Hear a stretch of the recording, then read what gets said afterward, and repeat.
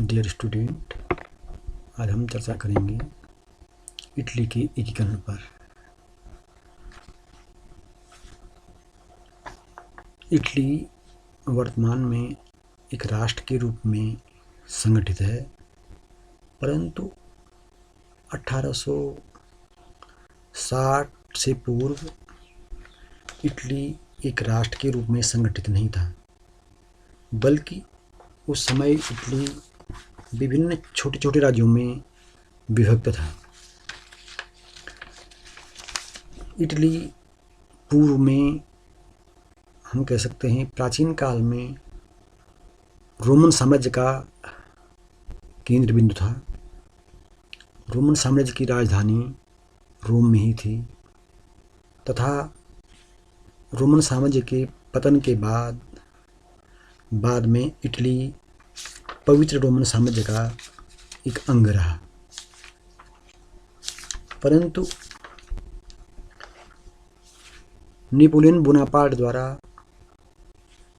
जब इटली पर आक्रमण किया गया, वह ऑस्ट्रिया को पराजित कर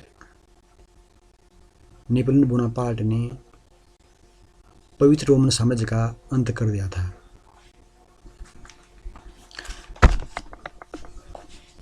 पंद्रहवीं सदी से लेकर 18वीं सदी तक इटली पर ऑस्ट्रिया व फ्रांस का प्रभाव था। उस समय इटली के अधिकांश प्रदेशों पर ऑस्ट्रिया का सीधा अधिकार था तथा दक्षिण के प्रदेशों पर फ्रांस का प्रभाव स्थापित था। 1789 ईस्वी में जब फ्रांस में क्रांति हुई, तो क्रांति के बाद डायरेक्टरी शासन के अंतर्गत फ्रांस में नेपोलियन बोनापार्ट का उदय हुआ। नेपोलियन बोनापार्ट ने इटली को जीतकर उसके उत्तरी प्रदेशों में शक्तिशाली गणराज्यों की स्थापना की। और बाद में जब नेपोलियन बोनापार्ट फ्रांस का सम्राट बन गया, तो उसने इन गणराज्यों तथा पोप के राज्य को मिलाकर इटली के नवीन राज्य की स्थापना की। इस प्रकार नेपोलियन बोनापार्ट ने अनजाने में ही इटली की राष्ट्रीय एकता का बीजारोपण किया।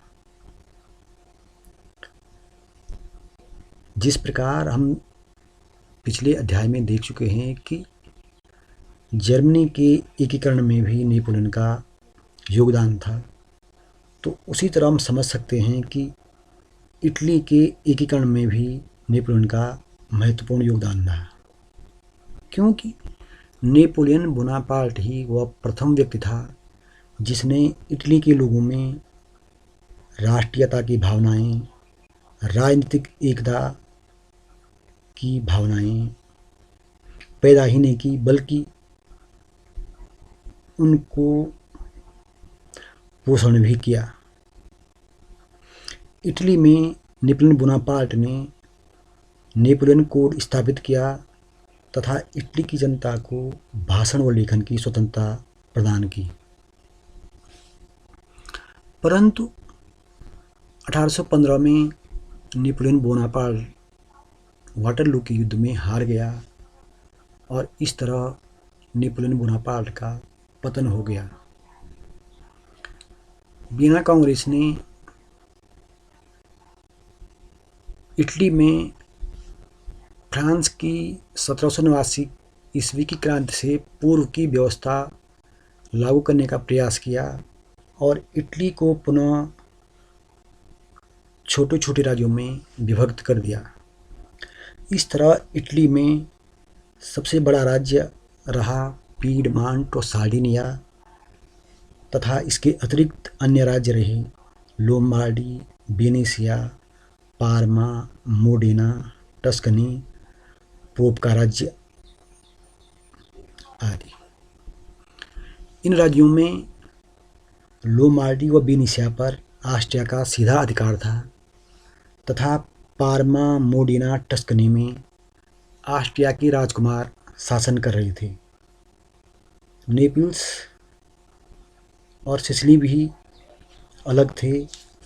वह दक्षिणी राज्यों पर फ्रांस का प्रभाव स्थापित था।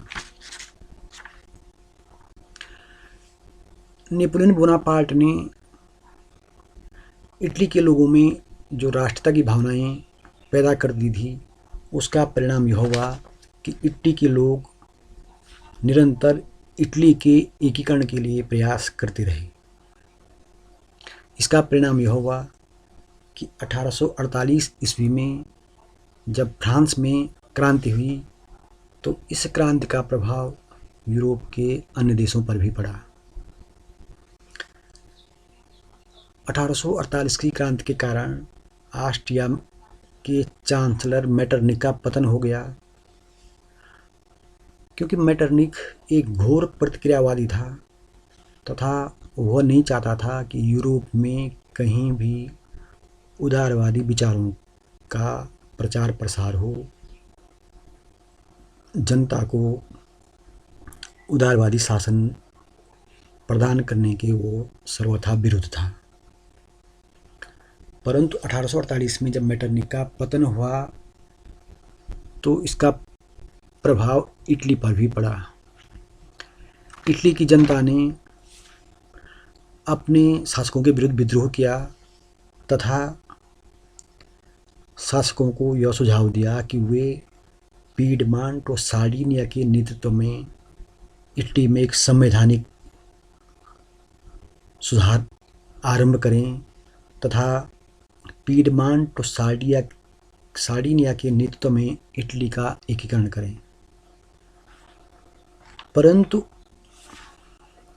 अपने दबाव में इटली के शासकों ने पीडमांट और सार्डिनिया का सहयोग करना तो स्वीकार कर दिया, परंतु जैसे ही ऑस्ट्रिया पुनः शक्तिशाली हुआ और ऑस्ट्रिया के नवीन चांसलर स्वाजेनबुर्ग ने पुनः अपना प्रभाव स्थापित किया, तो ऑस्ट्रिया के दबाव में धीरे धीरे इटली के अन्य राज्यों के शासकों ने पीडमांट और सार्डिनिया के शासक एल्बर्ट का साथ छोड़ना आरंभ कर दिया। इसका परिणाम यह हुआ कि अंततः पीडमांट और सार्डिनिया का शासक एल्बर्ट भी ऑस्ट्रिया के सामने झुक गया और इस तरह 1848 में इटली के एकीकरण की दिशा में जो कदम आगे बढ़ रहा था वह रुक गया। इटली के एकीकरण की दिशा में जो महत्वपूर्ण योगदान रहा, उनमें 3 महान व्यक्ति महत्वपूर्ण रहे: मेजनी, गैरिबाल्डी व काबूर। इससे पूर्व एक संस्था जो स्थापित रही इटली में वो थी कार्बोनरी। कार्बोनरी एक गुप्त समिति थी जो कि इटली से विदेशियों को बाहर करना चाहती थी। इसलिए संपूर्ण इटली में कार्बोनरी की गुप्त संस्थाएं स्थापित की गई। दूसरा महत्वपूर्ण व्यक्ति जो मैंने कहा, मेजनी को इटली की आत्मा भी कहा जाता है। मेजनी का जन्म जिनेवा में एक डॉक्टर परिवार में हुआ था। मेजनी के पिता 1789 ईस्वी की फ्रांसीसी क्रांति के समर्थक थे तथा उदारवादी विचारों के प्रबल समर्थक थे। मेजनी बचपन से ही इटली की एकता के लिए प्रयास करना चाहता था, इसलिए वह कार्बोनरी का सदस्य बन गया। परंतु कार्बोनरी की कार्यप्रणाली से मेजनी संतुष्ट नहीं था, इसलिए मेजनी ने यंग इटली नामक एक नई संस्था की स्थापना की।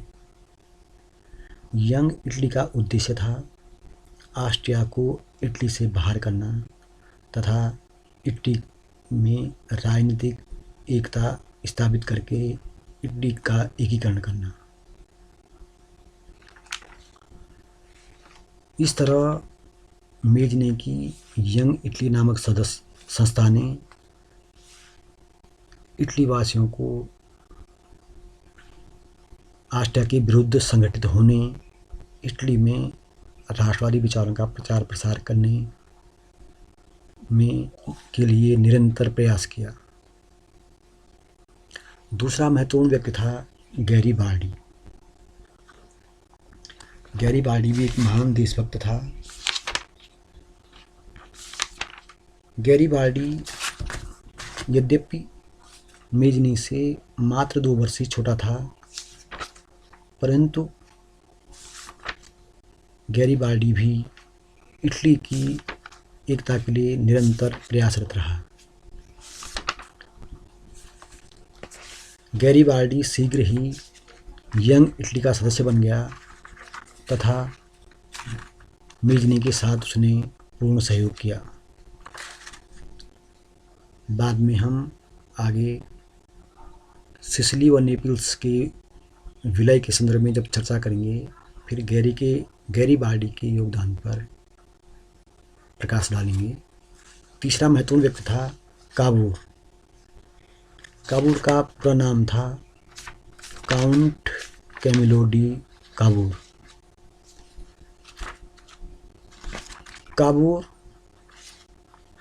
काबूर का जन्म पीडमांट के एक कुलीन परिवार में हुआ था। उसके सैनिक शिक्षा दी गई थी और बाद में वह सेना में इंजीनियर नियुक्त हुआ। काबूर पीडमांट और सार्डिनिया के विभिन्न पदों पर आसीन रहा और 1852 में पीडमांट और सार्डिनिया के शासक विक्टर इमैनुअल ने उसे अपना प्रधानमंत्री नियुक्त किया। काबूर के मस्तिष्क में इटली के एकीकरण की एक सुस्पष्ट योजना थी। काबूर जानता था कि बिना विदेशी सहायता के इटली का एकीकरण संभव नहीं होगा, क्योंकि काबूर जानता था कि अकेले पीडमांट और सार्डिनिया ऑस्ट्रिया को पराजित नहीं कर सकता है और इटली के एकीकरण के लिए ऑस्ट्रिया को इटली से बाहर करना आवश्यक था। इसलिए काबूर ने इस दिशा में निरंतर प्रयास किए। संयोग से उसे शीघ्र ही अवसर प्राप्त हो गया। उस समय तुर्की के प्रश्न पर रूस के विरुद्ध इंग्लैंड और फ्रांस का युद्ध चल रहा था। इतिहास में इस युद्ध को हम क्रीमिया युद्ध के नाम से जानते हैं। क्रीमिया युद्ध में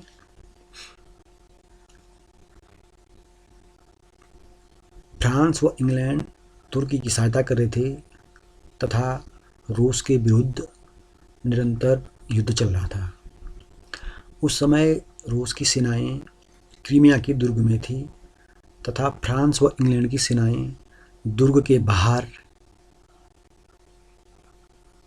निष्क्रिय पड़ी हुई थी, या कह सकते हैं कि शीत के कारण ठंड और बीमारी से घोर संघर्ष कर रही थी।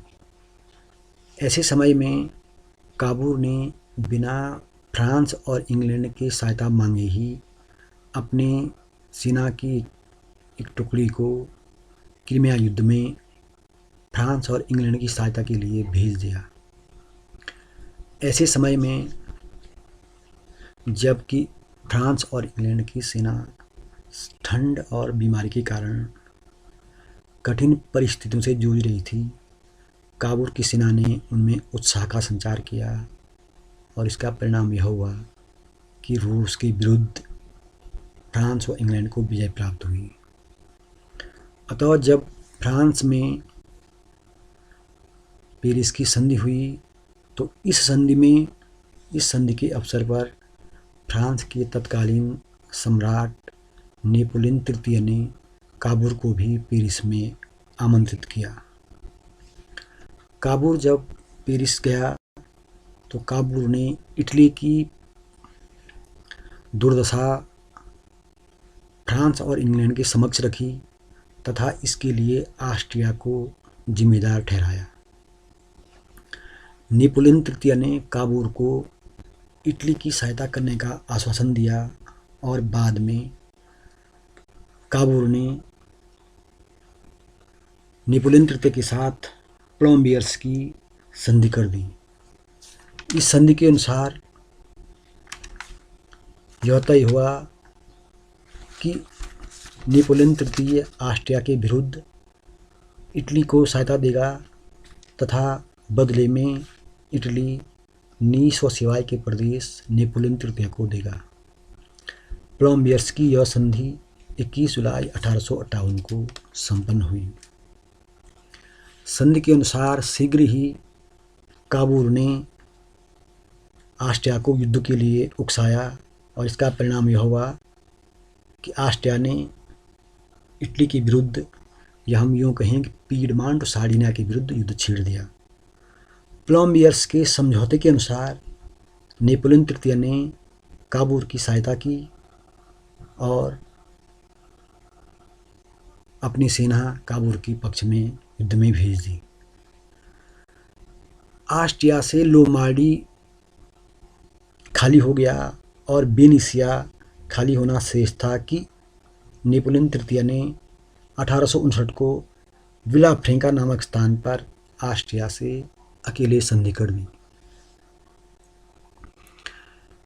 नेपोलियन तृतीय के इस विश्वासघात से काबूर को बड़ा धक्का लगा।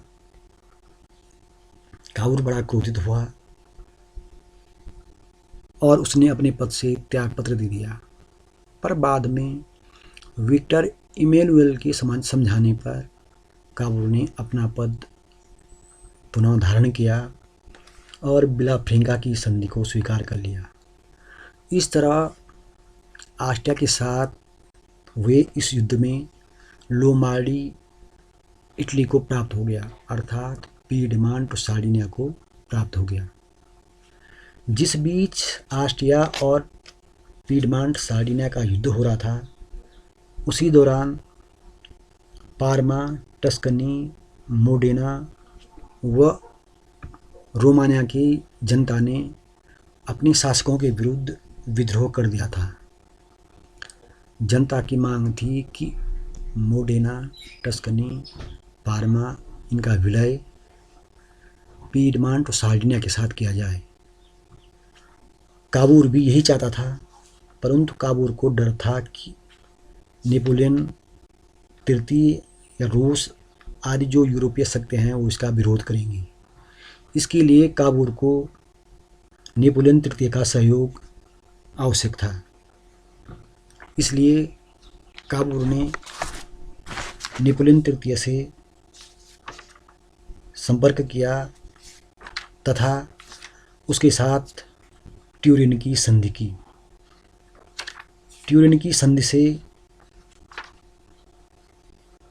की संधि में यह प्रावधान किया गया कि नेपोलियन तृतीय पार्मा, मोडेना, टस्कनी तथा रोमानिया का विलय को स्वीकृति देगा तथा बदले में सेवा तथा नीस के प्रदेश उसे मिलेंगे।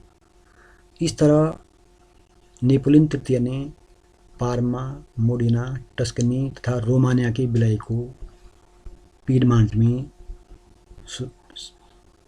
सम्मिलित करना स्वीकार कर लिया।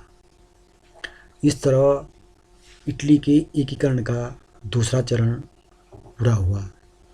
यद्यपि इस द्वितीय चरण में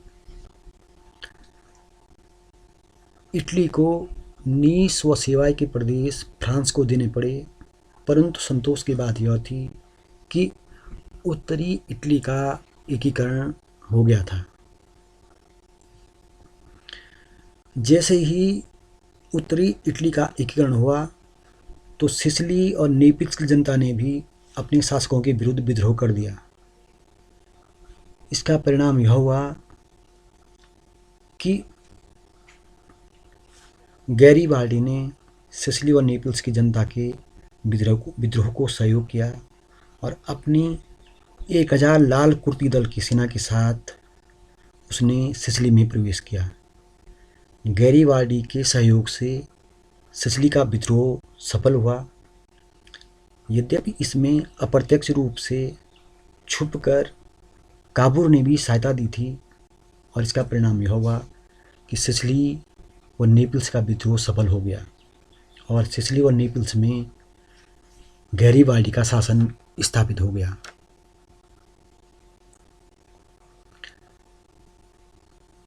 काबूर चाहता था कि गैरीबाल्डी सिसिली और नेपल्स को पीडमार्ट और सार्डिनिया को दे दे। बदले में काबूर गैरीबाल्डी को पुरस्कार देना चाहता था। जब काबूर ने गैरीबाल्डी से संपर्क किया तथा इटली के एकीकरण में उसकी सहायता मांगी तो गैरीबाल्डी ने प्रसन्न होकर जनमत के आधार पर सिसिली और नेपल्स का विलय पीडमांट और सार्डिनिया में स्वीकार कर लिया। इस तरह इटली के एकीकरण का तीसरा चरण पूरा हुआ।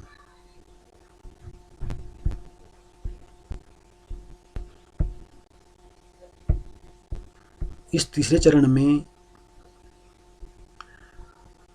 जब गैरीबाल्डी ने सिसिली और नेपल्स को पीडमांट और सार्डिनिया को सौंपा तो काबूर ने उसे पुरस्कार देना चाहा, परंतु गैरीबाल्डी ने यह कहकर कि एकीकृत इटली चिरंजीवी हो, कोई भी पुरस्कार लेने से इनकार कर दिया और स्वयं अपने द्वीप के प्रेरा चली गया। इस तरह गैरीबाल्डी ने इटली के एकीकरण में महान योगदान दिया।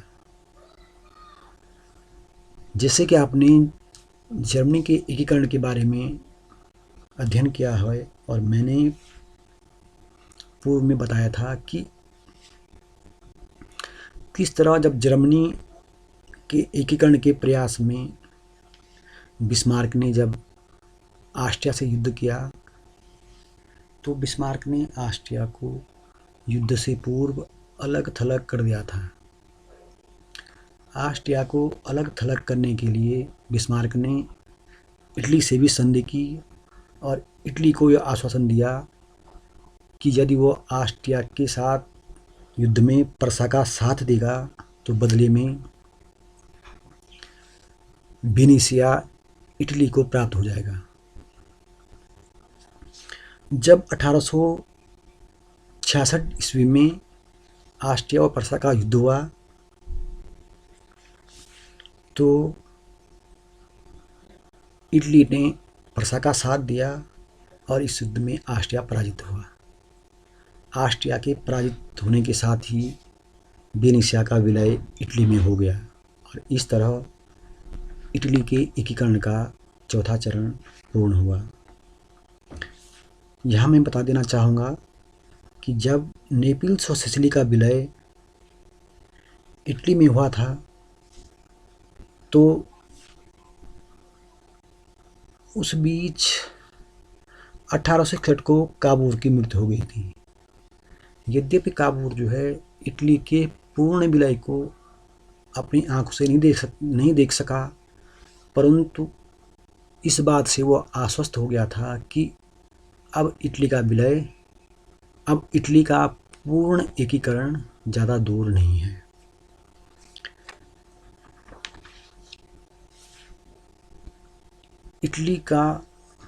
इटली के एकीकरण का अगला चरण जो था रोम का विलय। अब लगभग संपूर्ण इटली एकीकृत होने वाला था। केवल रोम और नीस तथा सिवाय के प्रदेश ही इटली से बाहर रह गए थे, क्योंकि नीस व सिवाय के प्रदेश पर फ्रांस का अधिकार था तथा रोम में जो है पोप का शासन स्थापित था। पोप की रक्षा के लिए नेपोलियन तृतीय ने फ्रांस की सेना को नियुक्त कर रखा था। इस तरह इटली के एकीकरण में फ्रांस बाधक था, परंतु जब जर्मनी के एकीकरण में बिस्मार्क ने फ्रांस को पराजित किया तो फ्रांस ने रोम से अपनी सेनाएं वापस बुला ली,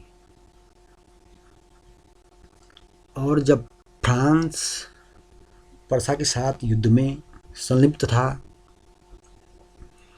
तो इस अवसर का लाभ उठाते हुए इटली ने नीस व सिवाय के प्रदेश फ्रांस से ले लिए तथा रोम से जैसे ही नेपोलियन तृतीय की सेना हटी तो रोम पर जो है इटली ने अधिकार कर दिया। साथ ही जब फ्रांस के साथ बिस्मार्क ने संधि की तो उस संधि के तहत भी नीस व सिवाय के प्रदेश इटली को दिए गए। इस तरह नीस, सिवाय तथा रोम का विलय इटली में किया गया और इटली का एकीकरण पूर्ण हुआ।